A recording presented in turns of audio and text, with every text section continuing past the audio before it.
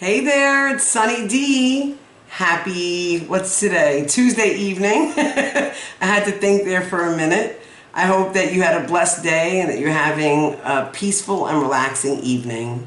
I'm making yet another late video. That seems to be my MO, but I'm making one and that's what's important. Because I was ready to go to sleep and pretty tired, but I realized I hadn't made my daily video. So I'm going to share something with you tonight by Susie Larson, somebody I follow on Facebook.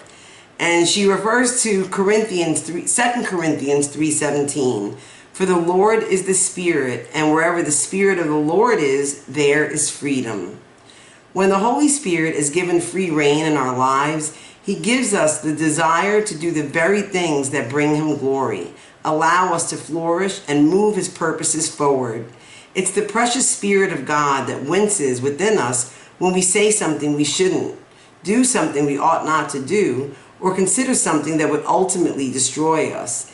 It's the same Spirit who fills us with peace when we're on the right track, about to make the right decision, or take a faith risk that makes no sense.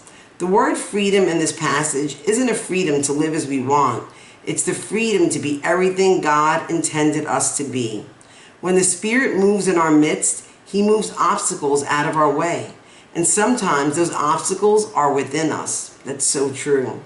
When we set our minds on the things above, on the things of the Spirit, we experience life and peace. When we come to Christ for the first time, He fills us with the Holy Spirit and does so continually as we walk with Him and stay sensitive to His guidance in our lives. It is possible to walk in the flesh and be filled in the Spirit. Is it possible to walk in the flesh and be filled with the Spirit? Yes, Christians do so every day, but at a great cost. God gets the glory and we are set free when we're continually in step with the Spirit.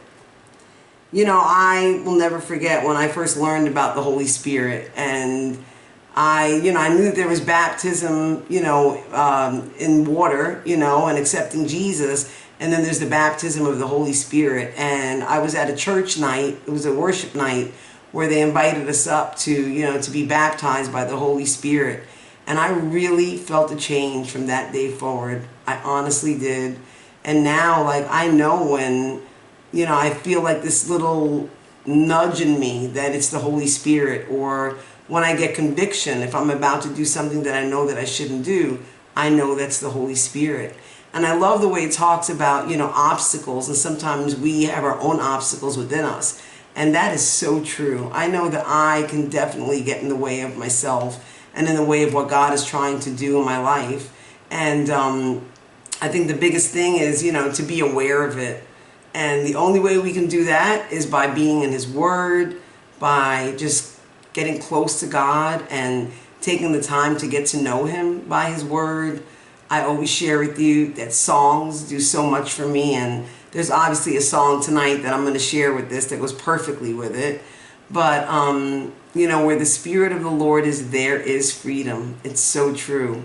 And I just want to encourage you that, learn about baptism of the Holy Spirit. Invite the Holy Spirit, into you, and you'll see how your life changes, how you perceive things, how you interact, how you make decisions. It really is a life-changing decision.